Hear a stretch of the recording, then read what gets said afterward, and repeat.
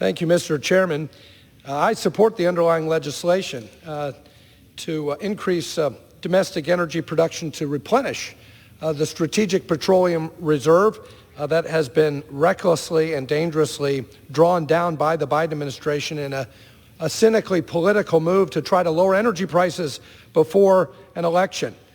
But we know that in a move to placate radical environmentalists, President Biden blocked the Keystone XL pipeline at the beginning of this administration. His administration suspended oil and natural gas leasing and permits when he took office. But for the last year, the president and his supporters have been pleading for more domestic energy production.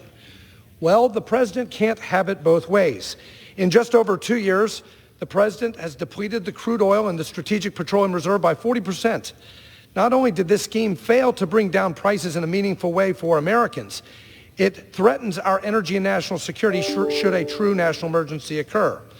This is not just negligence from the administration. The administration is waging an active war against the oil and gas sector. Now, we all know about the war against leases. We know about the war against energy infrastructure like Keystone.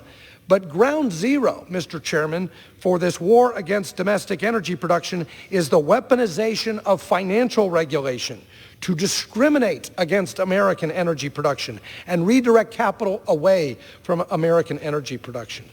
And this is all happening at the precise time we need more, not less, energy production. The Energy Information Administration recently projected that global energy consumption will increase by 50% in the year 2050, with almost half of energy consumption coming from natural gas and other fossil fuel energy. So why do we need this amendment? Because this is a capital-intensive enterprise. In order for oil and gas production to happen, you have to have the financing for that. And this administration has weaponized the financial regulators to limit access to financing, to limit access to capital. For example, initiatives by the Federal Reserve, working with the network of other central banks and supervisors for the greening of the financial system, otherwise known as NGFS. The SEC's proposed rules to enhance and standardize climate-related disclosures for investors. The Financial Stability Oversight Council's report and recommendations on climate-related financial risk. The FDIC's principles for climate-related financial risk management for large financial institutions. The Office of the Comptroller of the Currency's principles for climate-related financial risk management for large banks.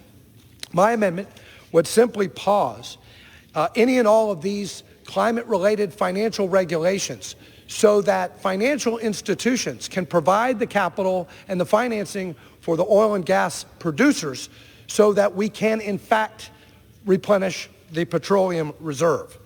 There's no question that the war on energy has costed families and small businesses increased costs. Just in the first year of this administration, investment in oil and natural gas production dropped by 25%.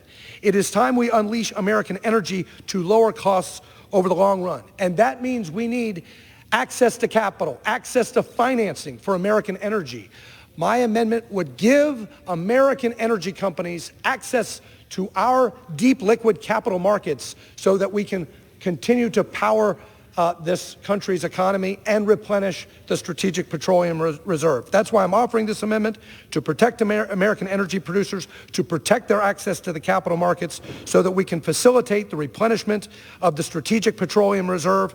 And I would argue we need to unleash our financial institutions and our asset managers and investors to give our energy producers the financing that they need to rebuild our economy and to lower costs at the pump and lower energy costs across the board.